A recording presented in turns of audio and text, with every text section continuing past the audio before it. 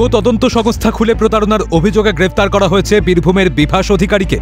অভিযোগ, Noida international police ও crime investigation bureau নামে একটি ভুয়ো তদন্ত সংস্থা খুলে বহু মানুষকে ভয় দেখিয়েছিল বিভাস। পাশাপাশি বিপুল পরিমাণ অর্থ জালিয়াতির অভিযোগ রয়েছে বিভাসের বিরুদ্ধে। এবার তিলোত্তমায় বিভাসের ভুয়ো তদন্ত সংস্থার দপ্তরের হদিশ মিলল। জানা যায়, বেলেঘাটার সিআইটি রোডে বাড়ি ভাড়া নিয়ে প্রায় 1 মাস ধরে চলছিল এই অফিস।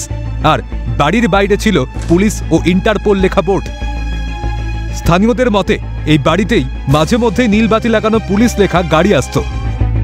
এছাড়া বাড়ির নিচে 2 জন সশস্ত্র নিরাপত্তারক্ষী থাকতেন। স্থানীয় বাসিন্দারা জানাচ্ছেন, রবিবার রাত পর্যন্ত বাড়ির বাইরে ছিল পুলিশ ও ইন্টারপোল লেখা ব্যানার।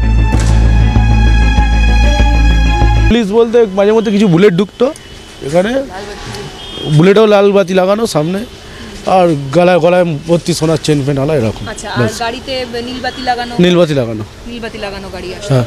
কতদিন ধরে এই অফিসটা চলছে? এমনি এখানে মোটামুটি 20-25 দিন হবে। একদম গ্রাহ্য ছিল লাগানো। ওপর আমরা বস্তি বাড়িতে থাকি, আমাদের ফ্ল্যাট বাড়ি ছিল। আচ্ছা, অফিসটা কার ছিল বলতে পারবো না। এই বিভাস অধিকারীর অফিস? না না, এরকম কিছু বলতে পারবো না। পাড়ার মধ্যে এরকম একটা অফিস, কোনদিনও সন্দেহ হয়েছিল আপনাদের?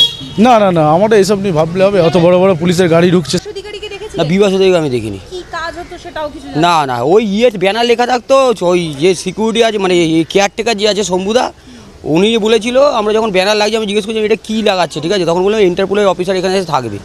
তখন উনিই বললো যে এটা দেখে নর্মালি দেখে আমাদের যা মনে হয়, দেখে মনে হচ্ছিল বড় মাপের একজন অফিসার দোকানে সিকিউরিটি নিয়ে ঘুরছে, করছে। বেলেঘাটা সিআইটি রোডের ওপরে এত গুরুত্বপূর্ণ একটা জায়গা, যেখানে বেশ কয়েকদিন হলো এই অফিস চলছে, এবং স্থানীয়রা বলছেন যে এই ফ্ল্যাটের একেবারে নিচে বসে থাকতেন 2 জন সশস্ত্র নিরাপত্তা রক্ষী, যাদের কাছে আর্মস ছিল।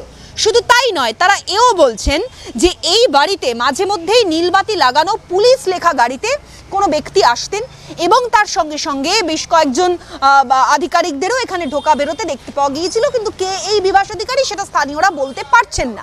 অন্যদিকে মানিকতলাতেও বিভাস অধিকারীর একটি অফিসের সন্ধান মিলেছে। সেই অফিসের বাইরে জলজল করছে national bureau of social investigation লেখা ব্যানার। প্রসঙ্গত, নিয়োগ দুর্নীতি কাণ্ডেও নাম জড়িয়েছিল বিভাসের। সেই মামলায় তাকে একাধিকবার জিজ্ঞাসাবাদ করেছে ইডি ও সিবিআই। এবার ভুয়ো তদন্ত সংস্থা খুলে প্রতারণার অভিযোগে বিদ্ধ বিভাস অধিকারী।